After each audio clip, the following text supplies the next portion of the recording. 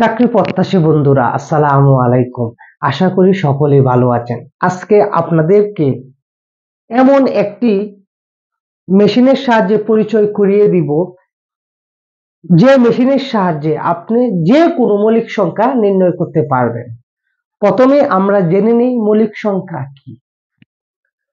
প্রদত্ত সংখ্যা এবং এক ব্যতীত আর যদি কোনো উৎপাদক না থাকে তাকে মৌলিক সংখ্যা বলে।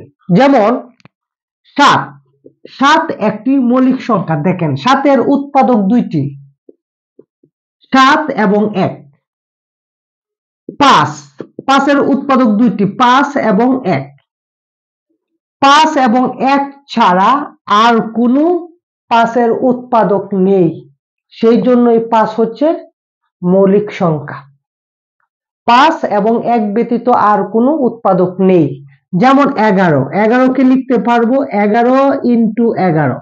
11 এবং 1 ব্যতীত 11 এর আর কোনো উৎপাদক নেই, সেই জন্য 11 হচ্ছে মৌলিক সংখ্যা।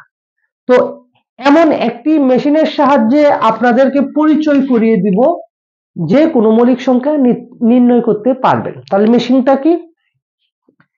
6n plus minus 1। 6n plus minus 1 এই মেশিনের সাহায্যে আপনি যে কোনো মৌলিক সংখ্যা নির্ণয় করতে পারবেন। তো দেখেন n হচ্ছে এখানে স্বাভাবিক সংখ্যা। আমরা এখানে n হচ্ছে স্বাভাবিক সংখ্যা। স্বাভাবিক সংখ্যা কোনগুলো? 1 2 3 4 5 6 7 8 9 10 11 এভাবে যেতে থাকবে। ইত্যাদি সংখ্যা হচ্ছে স্বাভাবিক সংখ্যা। তো আমরা স্বাভাবিক সংখ্যা বসাই, এখানে 1 বসাই, 6 কে 6 প্লাস মাইনাস 1। তো 6 থেকে প্লাস মাইনাস 1 মানে একবার বিয়োগ হবে একবার যোগ হবে। আমি যদি কি করি, যোগ করি, একবার বিয়োগ করি, তাহলে কত হবে? 6 থেকে এক বাদ দিলে 5, 6 আর 1 কত? 7। তাহলে 5 এবং 7 কি সংখ্যা? 5 এবং 7 মৌলিক সংখ্যা। তো দেখেন 5 এবং 7 মৌলিক সংখ্যা। এখন এখানে n এর মান 2 বসান। আমি যদি 2 বসাই, 6 দুগুণে 12, 12 থেকে 1 বিয়োগ করব, কত হবে? 11। 12 সাথে 1 যোগ করব, কত? 13। 5 7 11 13 মৌলিক সংখ্যা, তাই না? 2 3 মৌলিক সংখ্যা আমরা তো জানি। এখন দেখেন 3 বসাবো, এখানে 3 যদি বসাই, 3 6 18, 18 থেকে 1 বাদ দিব, কত হবে? 18 থেকে 1 বাদ দিলে হবে 17। 18 সাথে 1 যোগ করব, কত হবে? 19। এখন কি বসাবো? আমি যদি এখন 4 বসাই, দেখেন কি হয়? 4 6 24, 4 6 24, 24 থেকে 1 বাদ দেব, 23। 4 6 24 আর 1 25, এই দেখেন 25। এই 25 5 দ্বারা বিভাজ্য, মানে 25 5 দিয়ে ভাগ যা। যেহেতু 25 5 দিয়ে ভাগ যা, এটা হবে না। আমরা 6n প্লাস মাইনাস 1 ইহার দ্বারাতে মৌলিক সংখ্যা বের করব। বের করে দেখব 5 এবং 7 দিয়ে ভাগ যায় কিনা।